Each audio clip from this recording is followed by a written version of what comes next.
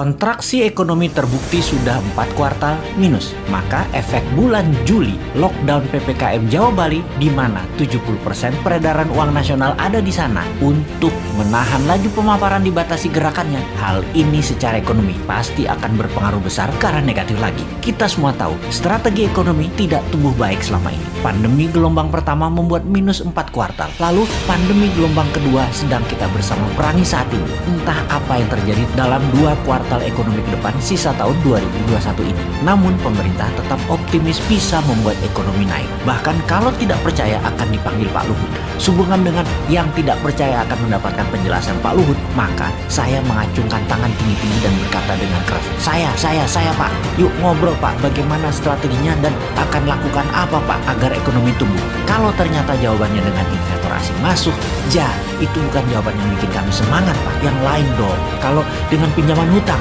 itu juga bukan sesuatu yang baru. 7 tahun ini hutang naik jadi 6.500 triliun dari 2.700 triliun sisa Pak SBY. Itu juga bukan sesuatu yang wah, malah sesuatu yang loh. Jadi kalau ada yang tidak percaya mau dengar langsung dari Pak Luhut, terang saya menjadi orang nomor 1 ingin penjelasan. Saya Pak, kami berharap strategi baru yang dipakainya bukan yang kemarin-kemarin yang terbukti membuat 4 kuartal minus, juga bukan yang membuat impor bertambah naik, juga bukan membuat tenaga kerja asing bertambah banyak di Indonesia. Yang baru Pak, yang segar, ada Pak. Juga bukan seperti selama 7 tahun ini telah berjalan memainkan kekuatan politik. Pernah membelah Golkar jadi 2 di awal dulu, membelah PKS jadi 2, membelah Demokrat jadi 2, membelah P3, membelah PAN, baik langsung ataupun tidak langsung mendukung atau mendiamkan perpecahan politik terjadi. Jangan lagi seperti itu.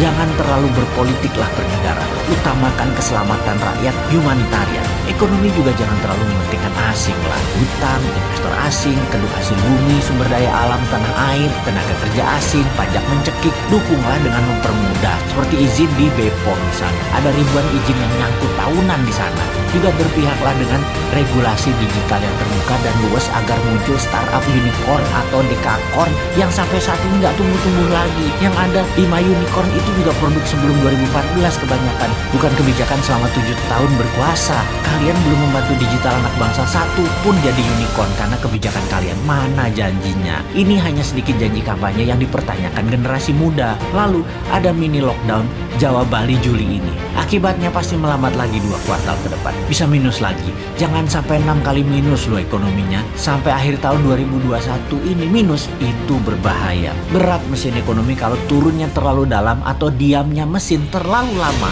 Yang lumayan takut adalah minyak crude oil yang saat ini $75 per barel. Akhir tahun ini mendekati $100 per barel. Mati kita. Sudah dolar kurang jumlahnya di tanah air. Dagang pakai yuan. Sementara Amerika dan dunia Arab tetap petrodolar. Beri petro ya pakai dolar. Lah kalau rupiah jadi 17.000 terhadap dolar karena perlu dolar dan dolar langka, nggak ada dolar masuk karena yuan yang masuk. Beli minyak 800.000 barel per hari pakai apa bayarnya? Apa mau Saudi dibayar pakai yuan? Ya enggak lah. Yuan belum multi currency, baru 1,7% transaksi dunia pakai yuan. Cukup nekat sih analisa meyuankan transaksi dan tergantung satu negara Tiongkok mitra dagangnya, padahal Tiongkok bukan penyedia semua macam-macam kebutuhan, terutama kebutuhan energi. Cina nggak punya energi, Cina aja impor. Berat nih kalau crude oil mendekati $100 per barelnya di akhir tahun 2021 ini. Di sisi lain, COVID mudah-mudahan melandai sejak akhir Juli ini. Semangat vaksin kita dukung kok bos.